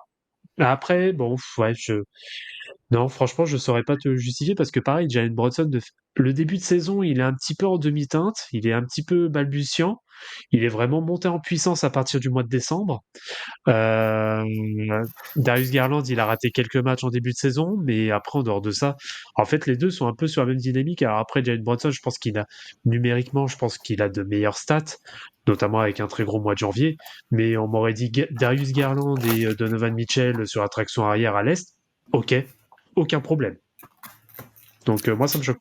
Ça Ouais, me Garland. choque et ça me choque pas tant que ça non plus qu'il Ben y ait si, c'est Jalen. choquant.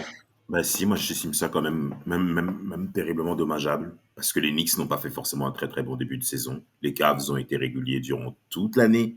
Les Cavs ont battu bon nombre d'équipes depuis le début de l'exercice 24-25. Même si Mitchell il a connu un coup de moins bien, bon, ça arrive à tout le monde, 82 matchs, on va pas embrouiller. Garland aussi. Ça, les Cavs méritaient au moins d'avoir 2 joueurs présents dans le starter. Franchement. Mm. Et en plus, Garland et Mitchell sont les vraies figures majeures de cette équipe. Donc, ça s'entendait clairement à ce qu'ils puissent démarrer dans le 5. Brunson, on sait qu'individuellement, on sait qui il est. On l'a vu en playoff, on a vu son statut et on a vu son image de marque se démontrer encore une fois par rapport à ce qu'il a fait au cours du marché des free agents de l'été 24 pour l'Inix. C'est des choses qui comptent également dans l'imaginaire des gens qui votent également et aussi comme vous l'avez dit, des joueurs et des entraîneurs qui votent également. Donc, Mm. sur ça, c'est pas moche, mais en vrai, par rapport à. Il faut quand même honorer les Cavs. Moi, je les aime pas. J'ai jamais aimé cette franchise. Mais on s'en Ah, fout de David Ouais. Damas. On s'en fout En de fait, David Damas. le Là, non. problème par rapport à Garland, c'est que déjà au niveau du vote des fans, il était très très bas. Ouais, aussi. Et puis surtout que bah là, je suis en train de regarder un peu les votes. Au niveau des joueurs, Jalen Brunson a été placé en 2 hein, sur les guards, avec Donovan Mitchell logiquement en 1. Derrière la Et pour mélo. les médias. Et alors la mélo, c'est au niveau des fans. Oh ouais. Ouais, c'est ça, c'est au niveau des fans, la mélo. Et pour les médias, pareil, c'était Donovan Mitchell en 1 et Jalen Brunson en numéro 2. Alors, est-ce que ils ont plus mis Jalen Brunson du fait que bah, il a apporté une vraie stabilité aussi, une vraie performance du côté de New York? Je pense que c'est surtout ça. Je pense qu'il a un nom qui est plus établi que Darius Garland à cette heure-ci. Et je pense que c'est ça qui a dû Oui, faire la bien différence. sûr, bien sûr, bien sûr, bien Et sûr. bah, tu sais quoi, dans ce débat-là, je pense que je vais faire plaisir à Rafik. Mhm. Est-ce que Jalen Brunson est le meilleur joueur des New York Knicks sur le début de saison? Non, Non, Non, on est d'accord que c'est Karl Anthony Towns. c'est Carrot ce qui fait la différence depuis le début. Donc, Darius Garland pâtit du manque, entre guillemets, de notoriété et de publicité sur son nom. Complet. Pourquoi Damian Lillard n'est pas starter au All-Star Game? Ça s'entend, ça. Damien, Ça sur C'est à s'entend, la, ça. Rafik de répondre. C'est à tu Rafik de vois? répondre. Non, mais sur la régularité de la saison, parce que si on a bien un qui s'est fait démarrer toute la saison dernière pour son Oui. manque de régularité, qui s'est fait démarrer sur ses playoffs où il était blessé, et pour le coup, je trouve qu'il fait une bonne série contre Indiana et qui est en train de nous poser une saison là, Ouais. Sérieuse, hein. à côté de l'autre fou furieux, parce qu'on n'en parle pas beaucoup, parce que s'il y a un début de saison cata, mais depuis leur 2-8, ce qu'ils sont en train de faire les deux, et la régularité de Damien Lillard, Il déchire tout le monde, les Bucks. Hein. ouais, bah moi, Lillard, là, je suis en train de retrouver alors peut-être pas un Lillard prime à Portland, mais par contre, un Lillard que j'avais pas vu depuis un petit moment, avec un niveau de Ouais. régularité, de playmaking, d'effort défensif, et tous ces éléments rattachés l'un à l'autre, en fait pour moi un starter aussi légitime que Bronson, en fait.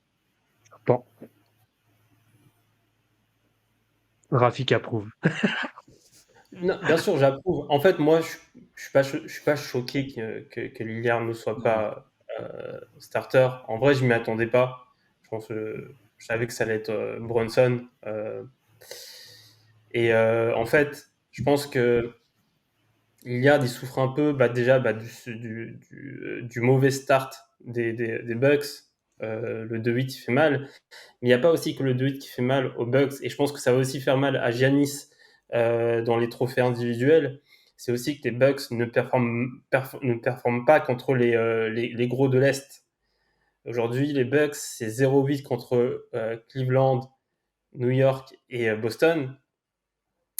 Ça fait mal un peu. C'est des choses qui jouent aussi dans l'appréciation des votes.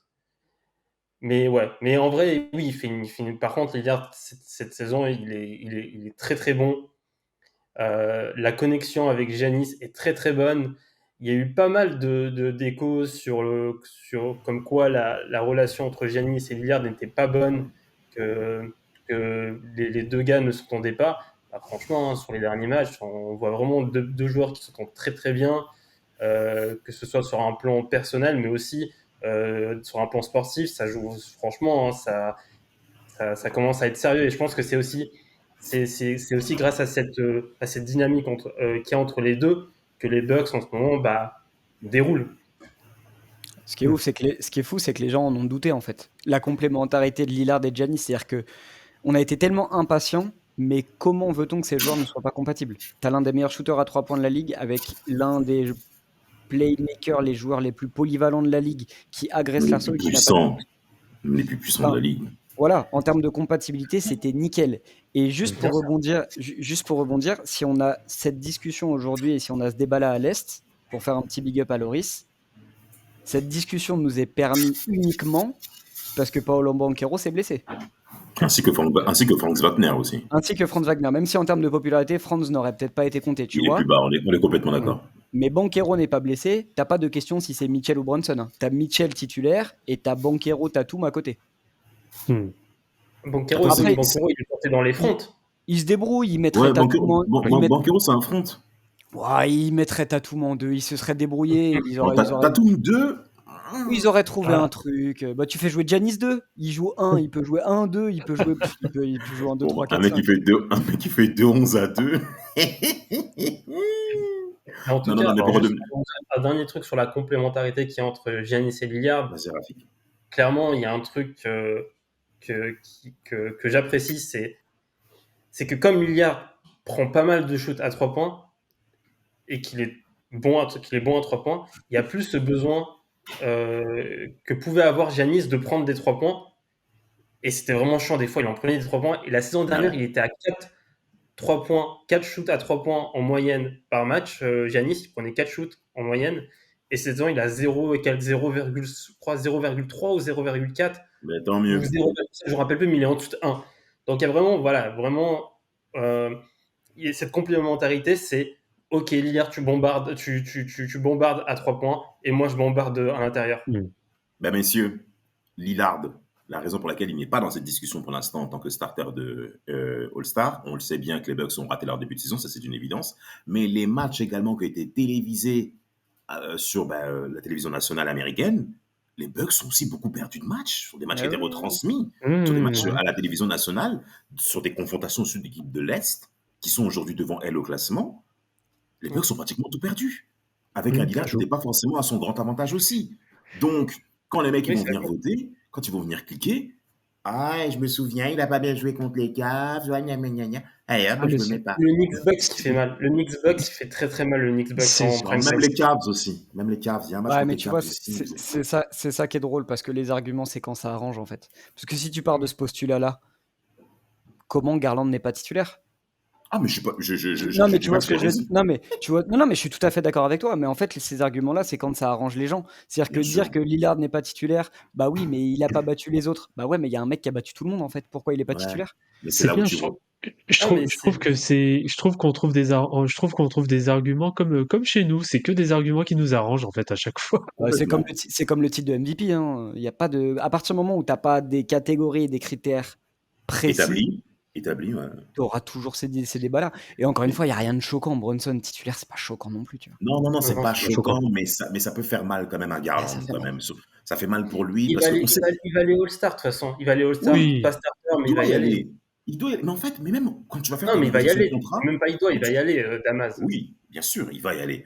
Mais absolument, c'est pas la même chose qu'il doit. C'est pas la même chose. Mais, par exemple, pour ta négociation de futur de contrat, c'est des choses comme ça qui peuvent jouer aussi autour de la table.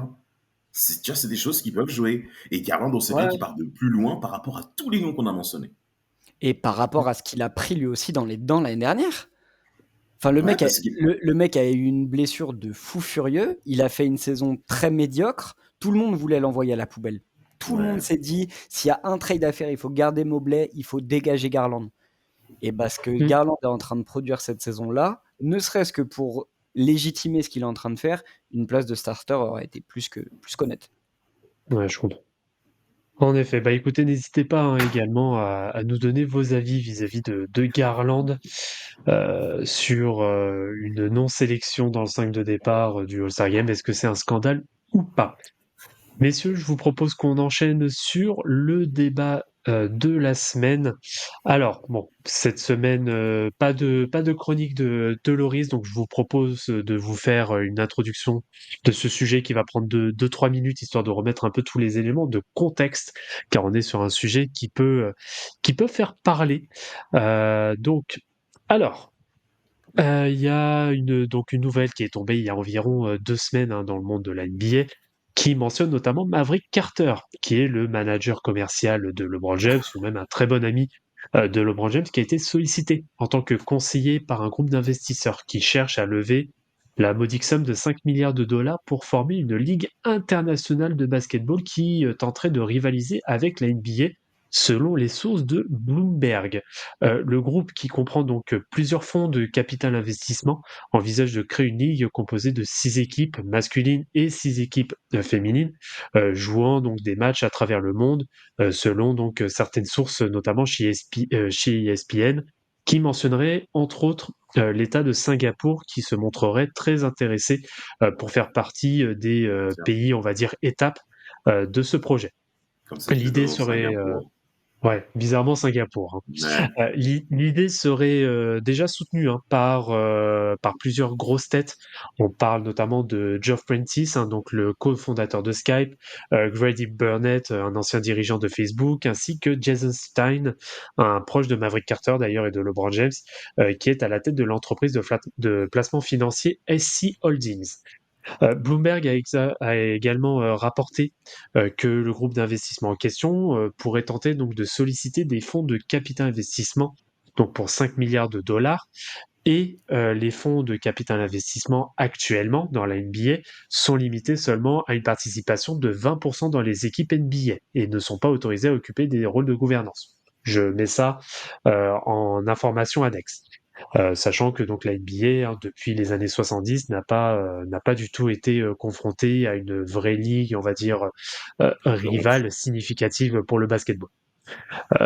Donc, à titre de rappel, hein, il y avait eu la fusion avec la ABA, hein, donc l'American Basketball Association, et il y a eu une absorption de 4 de ces équipes, hein, les Pacers, les Nets, les Nuggets et les Spurs. Donc voilà, maintenant tous ces éléments de contexte posé, et connaissant également le contexte actuel de l'NBA, hein, on parle notamment d'audience au plus bas depuis quelques années, contrairement bizarrement à la WNBA. Il y a d'ailleurs aussi d'autres ligues qui se sont développées sur les dernières années. Je pense notamment à la toute fraîche Ligue 3-3 tout-terrain féminine, hein, qui est Unrivaled. Unrivaled, qui est notamment diffusée sur TNT. On peut parler aussi des autres ligues comme la Big Three, hein, qui existe maintenant depuis quelques années et qui connaît une popularité de plus en plus importante. Bon, à la moindre échelle, mais il y a aussi tout ce qui est l'Overtime Elite, qui essaie de concurrencer plus ou moins la NCAA. Bon voilà, il y a quand même tout un lot de ligues qui essayent de tirer un peu sa part du gâteau. Et en deux questions qui vont être assez simples, mais qui vont quand même, je pense, nécessiter pas mal de développement. Est-ce que de un, est-ce que c'est le signe d'une ligue tout simplement qui s'essouffle?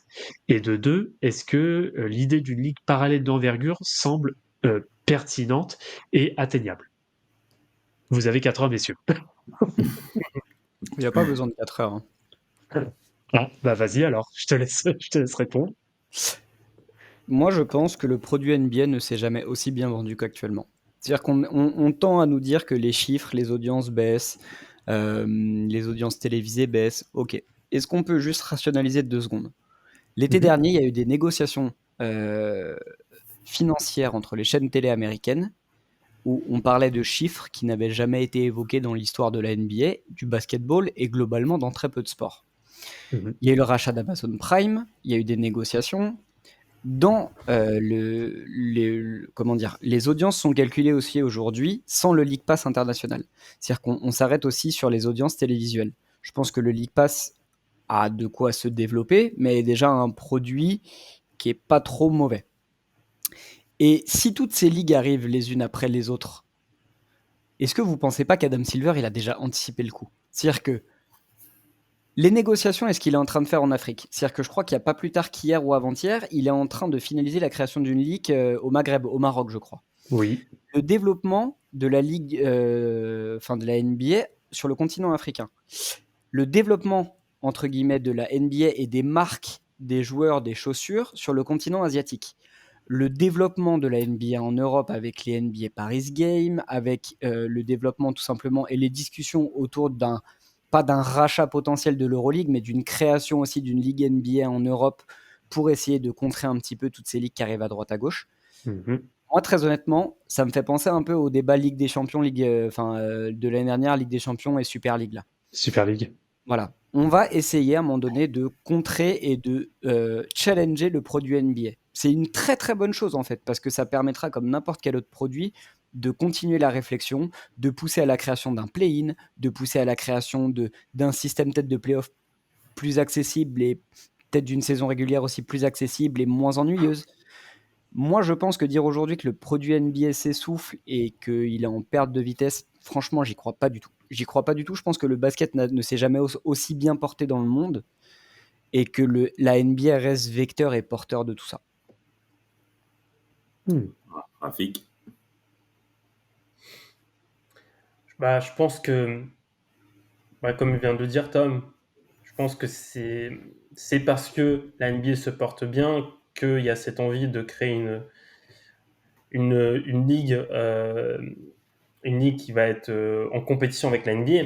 Quand je dis en compétition, c'est pas dans le sens où il y aura des équipes de la nouvelle ligue qui vont jouer contre les équipes de la NBA, c'est qui vont être en compétition sur les joueurs, qui vont être en compétition sur les créneaux TV, etc., etc. Donc en fait,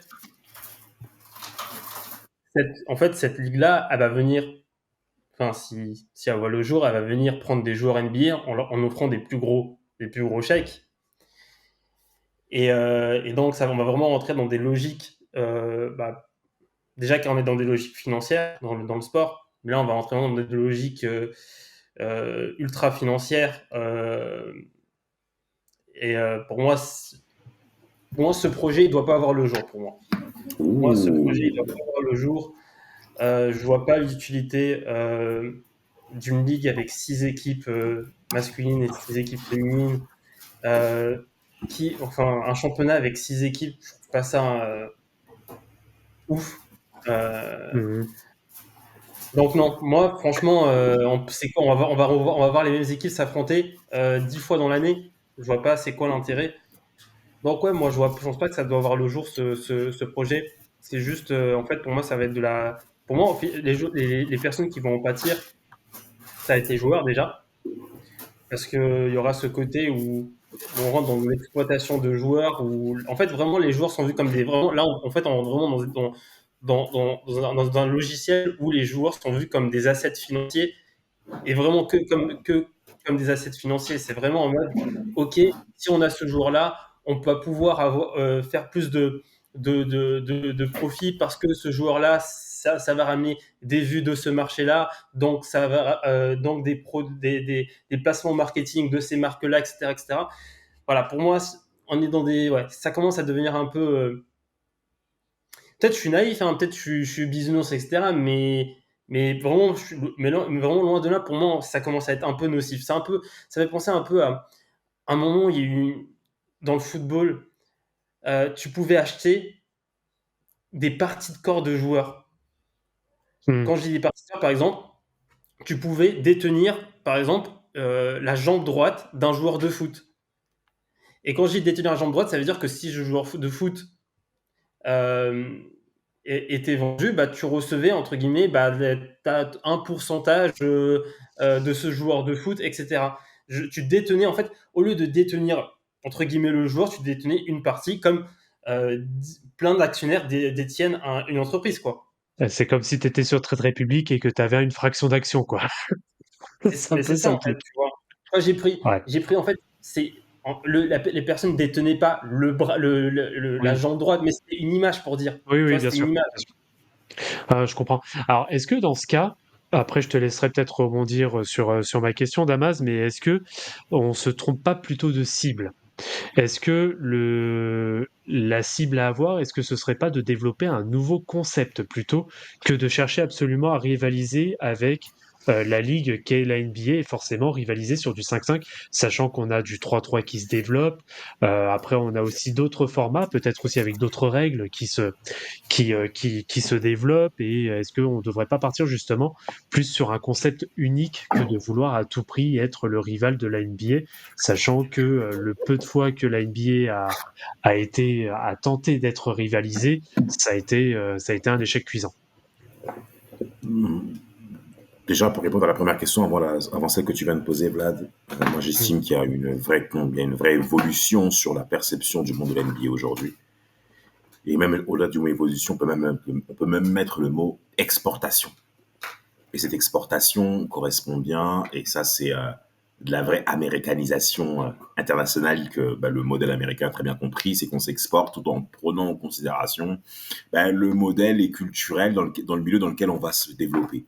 Et ça, l'NBA l'a très bien fait par rapport à NBA Africa et par rapport à l'Europe, et auquel elle envisage même de pouvoir mettre en place cette ligue de concurrence, soyons clairs. Mais je pense que la ligue est en train de se tromper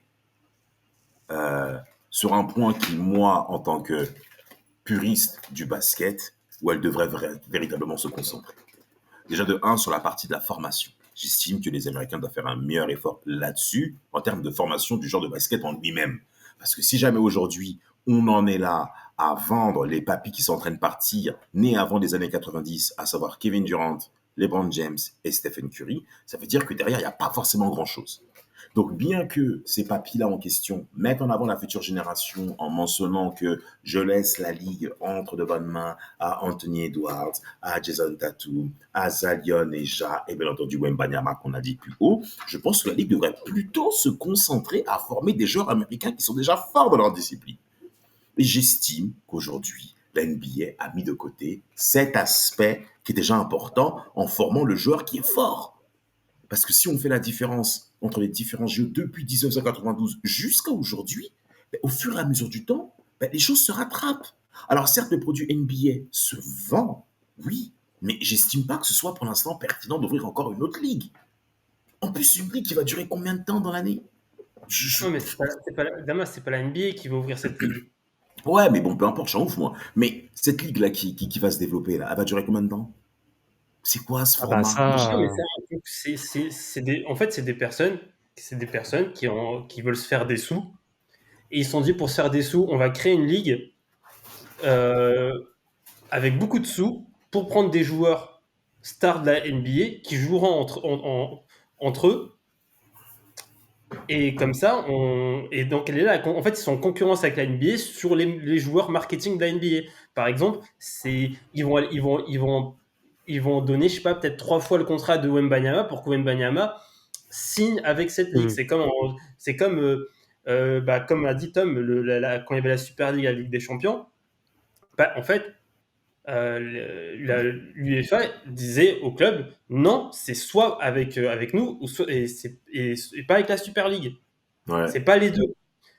Et Non, moi, j'estime pas. Je ne sais pas que ce soit pertinent, la création de cette ligue-là. C'est encore des compétitions qui vont être créées. Pour moi, j'estime qu'on rentre dans de l'espèce de surconsommation. Surtout si c'est pour produire un jeu qui ne produit pas une certaine forme de qualité auquel les gens attendent et commencent même à se plaindre. Parce qu'il faut, pour terminer mon développement, il faut bien cibler qui aujourd'hui regarde la NBA, qui regarde la ligue. C'est plus le même type de public qu'on avait au cours des années 2000, début 2010, voire années 90. C'est terminé, ça. Là, on a affaire à des gens qui ne regardent plus un match pendant 48 minutes. C'est des gens C'est qui du votent fait. la Melo Ball. Bah ouais, mais c'est un peu caricatural, mais à un moment Ah donné, ouais, c'est aussi ça, les gars. C'est qu'on est aussi Ah, dans t'es une dedans? ligue, on est dans une ligue de hype. On est dans une Ouais. ligue de hype où il faut être le plus stylé, il faut faire le plus beau highlight, il faut être. En fait, là, je vous rejoins complètement. On va rentrer dans un délire de surconsommation comme au foot, avec la Ligue des Nations, avec la super machin. Oh, En la fait, Coupe du Monde des oui, clubs. mais tu sais quoi? Je pense très honnêtement, hein, je pense très honnêtement que Adam Silver a complètement anticipé ça. Et c'est pour ça que je reste persuadé que cette ligue ne verra pas le jour, ou en tout cas, si elle voit le jour, voilà, elle fonctionnera pas. En plus de ça, les investisseurs en question, tu sais quoi? J'y crois très peu.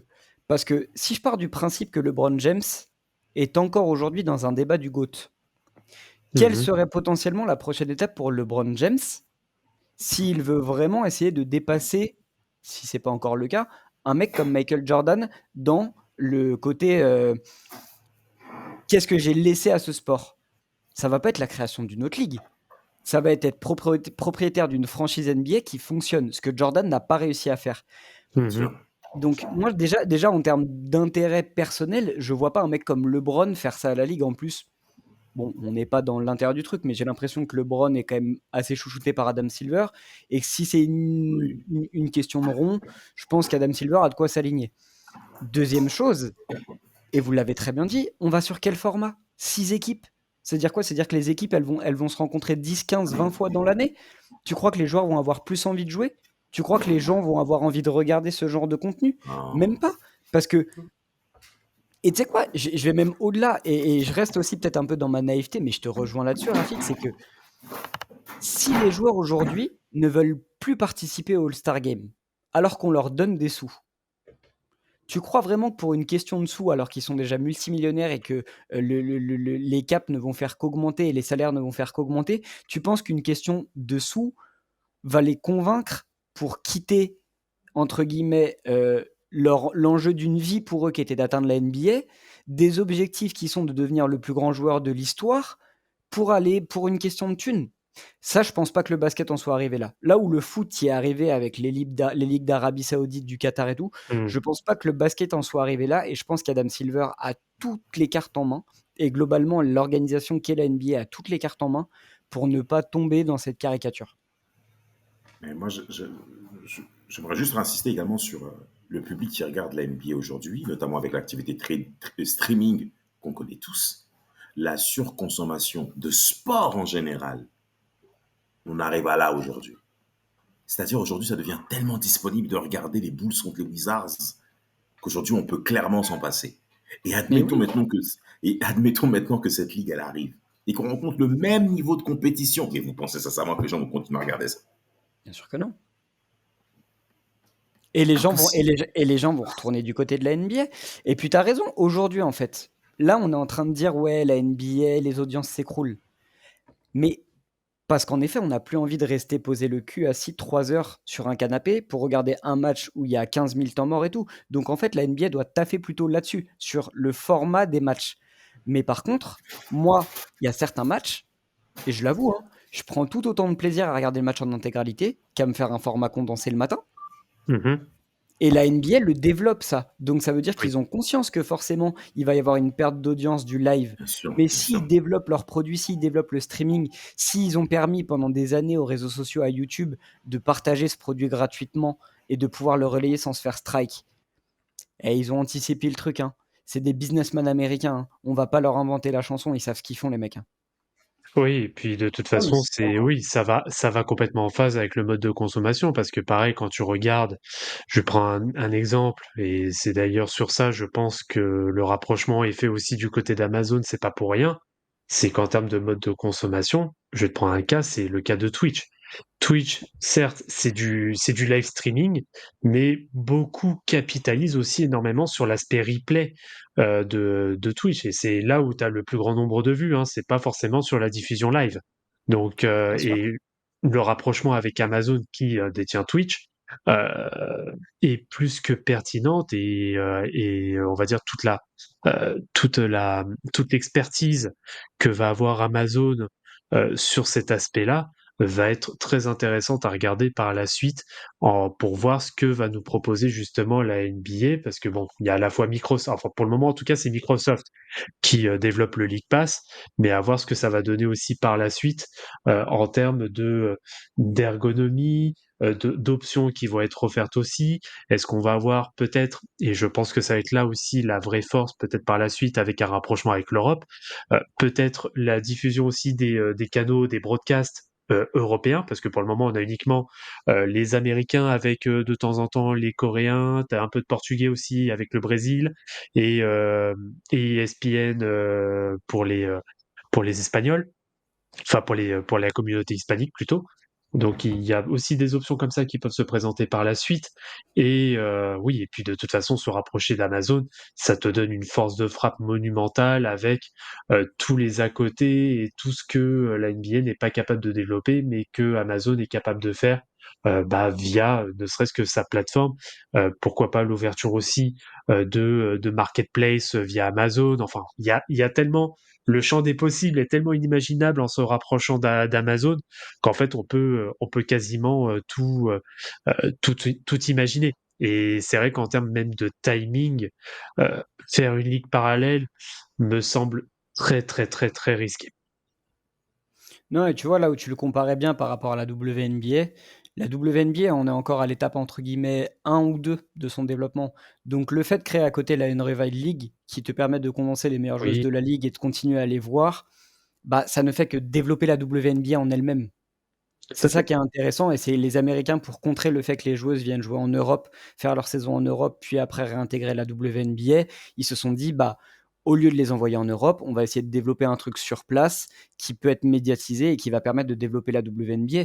Là, la NBA n'en est plus là. Et en fait, tu l'as très bien dit, en fait, on n'a pas eu besoin de 4 heures pour démontrer que la NBA est aujourd'hui tellement autosuffisante et a tellement de champs, de possibilités et de moyens de se développer qu'une autre ligue, mais même si elle arrive, elle tiendra quoi? Elle tiendra pas Ouais, 2 ans, c'est pas possible. c'est pas possible. Elle Mm. ne pourra pas tenir 2 ans, C'est mais pas moi, possible. je, je- j'insiste bien en termes de qualité de jeu parce qu'en fait, la problématique, elle se porte là.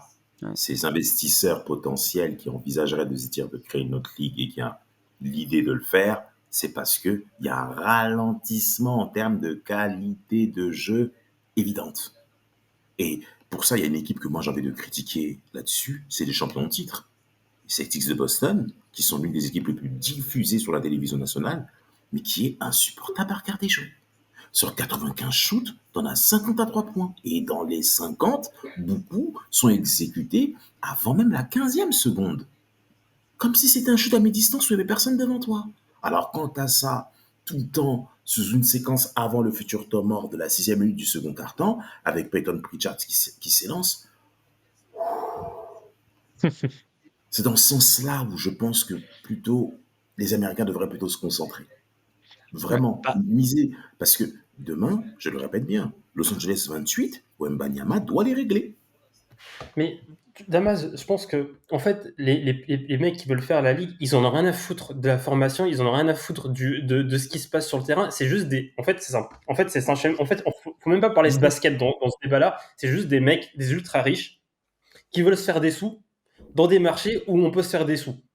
Donc c'est pour ça que je pense que dans cette ligue, les États-Unis, c'est même pas en considération parce que t'as presque rien à gratter aux États-Unis aujourd'hui. En tout cas, quand je dis ça, c'est en termes de croissance, etc. Aujourd'hui, c'est pour ça que là, clairement, dire Singapour, c'est viser l'Asie du Sud-Est où tu as des pays qui sont encore avec des taux de croissance à 7, 8, 9%. En fait, c'est juste des ultra riches. Ils se sont dit, OK, le basket, c'est quand même quelque chose qui est bien suivi en Asie. Comment on peut se faire des sous comme ça? On va essayer de prendre des gros joueurs de NBA en leur offrant des contrats astronomiques. On va les faire jouer ensemble dans les meilleures salles d'Asie. Et donc, je pense que Singapour, c'est clairement le côté. C'est clairement, il y a ce côté un peu bling-bling, luxe, où tu vas vraiment faire un gros coup. Et en fait, ouais, c'est vraiment juste des mecs qui veulent se faire des sous. Et je vois Bah, pas, en fait, pour moi, je sais même, pour moi, il y a même, le basket, il est même pas à prendre en considération. C'est vraiment que des mecs qui ont faim dessous. alors, est-ce que ce serait pas justement un argument aussi business? Et c'était notamment l'info que je mettais un peu de côté tout à l'heure, enfin l'info un peu annexe, où actuellement les fonds de capital investissement sont limités dans les franchises à une participation maximum de 20%, mais qui par contre n'ont absolument aucun rôle. Il n'est pas autorisé d'avoir des rôles de gouvernance. Est-ce que ça, ce serait pas clairement un argument qui pourrait être en faveur si, par exemple, ben, une future ligue ouvrait complètement les vannes de ce côté-là. Est-ce que ça tendrait pas les investisseurs à aller justement plus dans cette ligue-là? C'est un argument ou un moyen de pression? Ça peut être les deux. Moi, je vois plus le côté, c'est un moyen de pression. On menace de développer un nouveau produit pour Hmm. avoir plus de pouvoir. Sauf que, Ouais. encore une fois, et je maintiens, je persiste et signe, quitte à me ridiculiser et que dans 6 mois, il y ait l'apparition de cette ligue, je persiste et signe à dire que la NBA et la gouvernance de la NBA telle qu'elle est faite aujourd'hui est assez forte pour lutter contre ce genre de caprice de riches. Mhm. Et je pense que le produit NBA, entre guillemets, est assez fort et a encore assez de marge de développement pour se dire, avant de lâcher des milliards et de payer des joueurs à 200 millions par an et de rentrer dans des trucs qui sont complètement irrationnels, si la NBA, encore une fois, et c'est là où je rejoins Damas, c'est si la NBA arrive à se concentrer et à resituer son produit sur le terrain, terminé. Enfin, le débat est clos. Il y a même la question de business rentrera plus en jeu parce que les gens voudront regarder du basketball et pas voir des clowns. Sinon, ils vont voir les Harlem Globetrotters. Et les consommateurs vont vouloir voir du basket et les joueurs eux-mêmes, en fait, vont avoir envie de jouer au basket. Mhm. Enfin, j'ose espérer, en fait. Je me dis, tu vois, si je fais le comparo avec le foot, si des joueurs comme. Tu vois, là, je viens de voir encore que le Barça, le Real a reçu une offre de 5 milliards sur Vinicius. Bah, tu vois, je me dis que si Vinicius reste au Real, c'est que l'amour du football reste au-dessus de l'amour de l'argent. Et je me dis que si eux le font, pourquoi la NBA le ferait pas alors qu'ils ont encore plus d'amour dans leur sport que nous, tu vois? Mhm. Après, À voir. je suis peut-être trop naïf, hein. Non, non, mais en tout cas, les arguments se tiennent plus que bien. Rafik, Damas, est-ce que vous avez peut-être d'autres angles à aborder? Non, pas forcément. Je pense qu'on a quand même vu Non. pas mal d'aspects sur cette question. Simplement, rajouter un point sur la force de pression que pourraient mettre en effet les grandes instances de la Ligue auprès de la Mhm. gouvernance NBA par rapport à ça. En fait, c'est déjà dans les tuyaux depuis un petit moment déjà, hein, sur le fait à ce qu'il y ait déjà ce désir de prendre un petit peu plus de pouvoir sur les choix, par exemple, que les franchises peuvent prendre sur la gouvernance de la NBA. Pas sûr que Monsieur Argent Adam, en parlant de Monsieur Silver, puisse accepter ce type de bras de fer qui est un petit peu sous-jacent, hein. Mais la Ligue se vend très bien, hein, parce qu'il y a déjà cette guéguerre depuis très longtemps, depuis certains propriétaires déjà, notamment des propriétaires des très très gros marchés, avec ceux des mid-market ou voire small market, qui veulent plutôt conserver une certaine forme de conformisme parce que, économiquement parlant, la Ligue gagne beaucoup d'argent, les retombées économiques tombent pas mal aussi sur les petits marchés en question. Donc, cette guerre, on se demande où est-ce que ça va mener. Je suis pas sûr que ce soit bon pour la NBA d'envisager de rentrer dans ce schéma potentiel où il y aurait l'idée de créer une nouvelle ligue. Un, pour le consommateur. Deux, également, aussi pour son image de marque aussi. Parce que ça voudrait dire que même si la NBA, en termes de ligue majeure professionnelle sport de basket, a une telle hégémonie par rapport à d'autres, ben, son image pourrait clairement être touchée par rapport à ce genre de ragnagna qui pourrait arriver. Donc, pour ma part, vivement qu'on n'en parle plus et qu'on se concentre sur le jeu.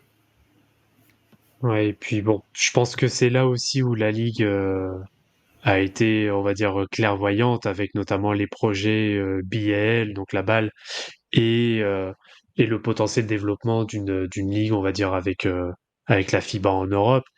C'est justement de pouvoir on abordait cette notion, on va dire, de colonialisme la semaine dernière d'Adam Argent vis-à-vis des autres continents, mais c'est de pouvoir avoir vraiment d'avoir la mainmise sur tous ces continents de sorte à ce qu'il y ait un quasi-monopole en fait, hein. Absolument. C'est vraiment d'avoir le monopole sur le monde. Alors après, c'est sûr que comment dire, le continent asiatique est peut-être celui pour le moment le moins acquis. Alors, le moins acquis, façon de parler, parce que pour le moment, il n'y a pas de réelle implantation en Asie, contrairement à l'Europe où c'est en cours et à l'Afrique où c'est déjà acté. Mais on connaît très bien le, comment dire, la réputation. Voilà, la réputation qu'a la NBA en Asie. Dès qu'il se passe un événement NBA en Asie, c'est la folie totale, peu C'est importe la le pays dans folie, lequel c'est la tu te folie. trouves. Bon, Euh, vraiment. Sans parler de pays comme les Philippines, l'Indonésie, enfin, c'est du grand n'importe quoi dès qu'il y a un événement, ne serait-ce que même un événement basket tout court là-bas. Donc, Ouais, et puis j'ai attends qu'ils nous sortent une vraie tête d'affiche, en fait. Quand le oui, en continent plus. asiatique aura sorti une vraie tête d'affiche, il n'y aura même plus de débat.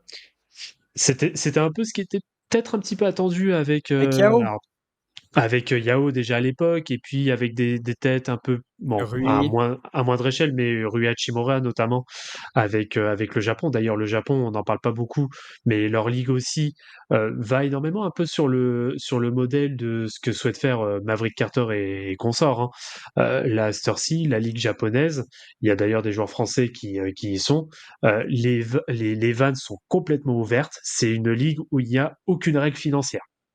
Donc, tu fais ce que tu veux, c'est le capitalisme complet, ce qui est d'ailleurs marrant dans un pays comme le Japon.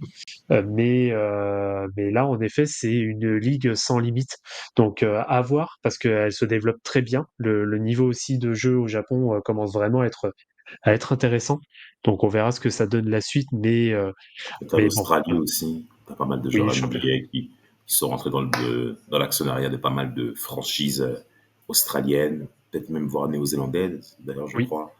Donc, sur le marché océanien, il y a encore de la marge auquel ils peuvent clairement euh, s'exposer et entraîner bah, cet esprit colonialisme impérialiste américain. Ouais, exactement. Bon, si des fois il y a une ligue parallèle qui se développe à Singapour, on te voit là-bas, Rafik? Moi, si je vais, c'est pas pour ces raisons. Eh ben, écoutez, parfait pour ce débat. Est-ce que vous avez quelque chose d'autre à ajouter ou quelque chose qu'on n'a pas forcément vu ou on a fait le tour là pour vous, messieurs? Je pense Je qu'on a pense fait qu'on le est tour bien, sur hein? le sujet. Après, il n'y avait pas vraiment. C'est plus une idée aujourd'hui. Il n'y a rien Oui. de vraiment concret. Il n'y a rien de. Donc, ouais, c'est une idée, quoi. Non, non, complètement. Complètement, complètement. Eh ben, écoutez, Moi, parfait, ce que je retiens, messieurs. c'est juste Ouais. que toujours quand ça parle d'argent, il y a LeBron qui est pas Oh, loin. alors attention. Alors tiens, voilà, je te sentais venir. LeBron James n'est nullement impliqué dans cette démarche. C'est officiel. Ouais, mais Maverick est là, donc arrête. Eh, eh, Arrête. eh, eh, eh, Maverick est eh. là. Maverick ne fait rien On sans est- les Browns. on est- les gars, il a déjeuné les avec, gars, il a déjeuné avec Maverick Carter, mais oui. les gars, s'il vous plaît, LeBron, il a qu'un seul objectif. C'est sa Oui, franchise à Vegas. Sa le franchise à Vegas. Vegas. Lui parlez pas d'une autre ligue, il s'en fout. Il veut sa franchise à Vegas et il veut faire des meilleurs résultats que Jordan n'a fait à Charlotte. Et s'il le Parce fait, que là, c'est son meilleur plan financier actuellement. Mais quand on va lui donner un plan où financièrement il peut se faire plus de sous, attention. Ouais, mais ouah, je pense qu'il a, il a déjà eu 15 000 autres options de se faire plus de sous en vrai. Je pense que là, il a tellement de business, il est tellement établi que. Après, je te dis pas, c'est des businessmen et bien évidemment que. Enfin, Jordan en est aussi l'image, tu vois. Plus il peut se faire de la thune, mieux c'est. Mais je Bah pense oui. qu'ils ont quand même. Ils ont quand même eux aussi, les deux, parce que Jordan aurait pu être précurseur de la création d'une autre ligue. Mais je pense qu'ils ont aussi un rôle et ils ont cette attache à la NBA, parce qu'en fait, certes, ils ont été les meilleurs, mais ils ont eu un respect, que ce soit de la part de David Stern pour Jordan et de la part d'Adam Silver pour LeBron, qu'aucun autre joueur a eu en fait. hmm, Donc peut-être qu'il y a aussi cette notion de bah tu nous as donné beaucoup, on peut te rendre un peu, tu vois. bien Après, sûr. encore une fois, c'est peut-être le monde des bisounours, mais je me dis que ces mecs ont aussi une logique sportive et une certaine éthique. Et c'est pas des Marcus Cousins, tu vois, ou c'est pas Dwight Howard. Là, on parle de mecs, Euh, enfin, tu vois. Ah, ah, ah. et Ouais. Marcus Bon. Cousins, en plus, c'est à lui qu'il faut penser pour ce genre de ligue aujourd'hui Mais exotique. Là, oui, Ça Je te m'énerve. jure. Ouais, Ça mais fait oui, avec Dwight Howard, je te dis, les deux, tu les mets main dans la main et ils vont jouer à Singapour. à ma grande déception, parce que DeMarcus Cousins doit être en NBA encore aujourd'hui. Mais bon, on ferme la Non, parenthèse. mais Dallas, quand même, non. Ah, Force. être dans le déni. Qui de Cousins, frérot? Non, mais excuse-moi, pourquoi DeAndre Jordan il est là et pourquoi pas DeMarcus? Parce que Jordan, ce que tu vas demander à Jordan, alors déjà d'une, il va l'accepter. Tu demandes la même chose à Cousins, il va pas l'accepter. Et ce que Cousins veut Non, faire, mais, aujourd'hui, tu le fais pas en NBA. non, mais moi, je te parle de. Là, tu parles d'un point de vue caractériel et de personnalité des joueurs. Non, Moi, je non, te parle même. juste. Ah, le Je niveau, te parle là. au niveau. Moi, je te Non, parle non. en termes de Ah basket non, pur. évidemment que Cousins est meilleur que Jordan. Mais Et même aujourd'hui, que, ce qu'on va et de demander à double un pivot. Jordan, oui, mais clairement, il est meilleur Cousins, ça, il n'y a aucun débat. Mais ce qu'on va demander à Jordan, ça va être de prendre juste de prendre des rebonds et de faire des allers-retours. Des allers-retours. Cousins, il va demander à toucher le ballon, à ce que le rythme soit comme un peu plus lent. Voilà, il va plus avoir il va plus demander à toucher le ballon, avoir un plus gros usage rate qu'un DeAndre Jordan, qui est là juste Hmm. pour faire le replayeur, quoi. Ouais. T'imagines Demarcus à côté de Jokic? Oh là là. Mais Ouais. déjà, on avait Ah, Anthony mais Davis déjà à l'époque. franchement, moi, quand il est arrivé au Bucks, j'ai tellement espéré que ça se passe bien, mais je l'ai vu jouer. Il est cuit pour la NBA actuelle Mais oui. avec ses genoux. Bah, Oui. comme Et Embiid, quoi. enfin, surtout son talent d'Achille. Bon, Comme Embiid. Vladimir, ça va changer de sujet. Ouais, parce que là, on est un sujet qui fait trop mal à Damas. Là, on va passer, en effet, à la conclusion. Eh ben, écoutez, parfait pour ce débat de la semaine, messieurs. Merci déjà d'y avoir participé. Tom, je pense que on peut te faire un petit instant promo là pour le coup. Où est-ce qu'on peut te rejoindre? Bah, écoutez, vous pouvez me voir sur YouTube, sur la chaîne de Coast to Coast, présent aussi de temps en temps sur Twitter. De moins en moins, mais quand même histoire de promouvoir un peu les vidéos et puis ouais, principalement sur YouTube. Parfait, on n'hésitera pas à relayer dans le C'est gentil les gars. descriptif de l'épisode tous les endroits où on peut te joindre et te regarder au passage. Parfait, messieurs. Est-ce que petit mot de la fin d'abord, avant qu'on se quitte? Bah, merci. Bah, Merci, Rafik et Damas, il faut être timide là sur leur mot de la fin là. Non, non, mais on laisse à Tom le temps de s'exprimer. Oui. Nous, vas-y, c'est d'abord Tom qui doit s'exprimer. Ça y est, on a assez dit de conneries, nous. Non, bah, merci de m'avoir accueilli les gars, c'était vraiment cool de parler basket avec vous. C'était des débats plus qu'intéressants, franchement, et qui Avec plaisir. sont bien sûr ouverts et vous faites du travail de très très très très haute facture et très bonne qualité, donc continuez. Anthony C'est Davis, gentil. Anthony Davis, meilleur défenseur de la ligue. En tout cas, moi, je postule à ce titre, lui, en sa faveur. Wemby est censé l'avoir si et seulement si les Spurs sont 8e ou 9e, voire 10e play-in, avec une amélioration dans ce domaine-là, collectivement parlant. Il l'aura, mais Anthony Davis doit soulever ce titre de meilleur défenseur. Un Ok. petit effort. Et Pelinka prend un 5 et que les Pacers se réveillent en défense. Ah, Pelinka va en Chine. Faire quoi? Va prendre ta retraite, va développer à Singapour lui aussi. Hein. Lui, déjà, tu vois, on n'en a pas parlé, mais lui qu'il aille à Singapour aussi, je peux plus le voir. Ah, mais si les Lakers performent en playoff, je vois pas pourquoi il devrait partir. Ça va même le justifier, même à rester. Je peux te dire que LeBron, il lui a bien sauvé les fesses à Pelinka. Non, mais en 2020, il a bien travaillé. Il a quand même pris pas mal de mecs intéressants quand même. Et il nage au titre de 2020. Et en 2022, vous allez en finale de conf, je crois. En 22. C'est pas- Ouais. L'année dernière. Ouais. Il y a 2 ans, pardon. Ouais, il y a 2 ans. Ouais, 23, 2 ans. 23. Ah, mais En effet. c'est pas grâce à Pelinka. Hein. Ça c'est sûr. Rafik, petit mot de la fin? Ouais, enlever les réseaux sociaux à ceux qui militent pour que Lavine remplace Middleton, pour ceux qui mettent pas Kate Cunningham dans leur top 3 de la draft où il a été drafté, à ceux qui pensent que Meublé c'est le nouveau Tim Duncan, eux faut tout leur retirer. Il faut les enfermer eux. Changer de public.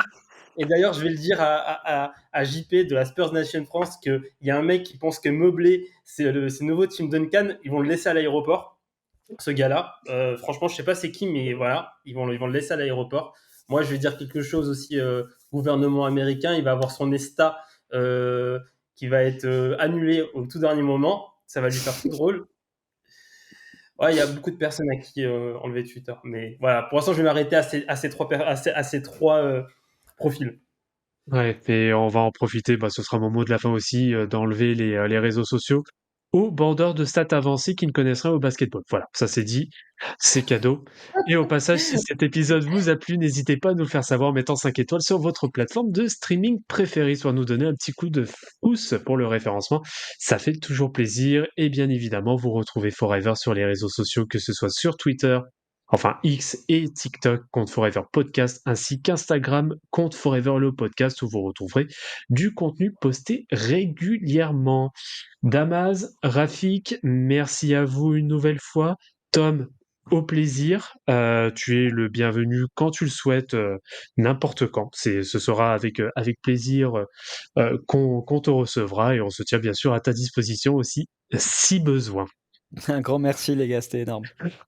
Merci à tous, et puis on se dit à la semaine prochaine. Surtout, n'oubliez pas que la vie est une fête. Ciao, ciao! Ciao.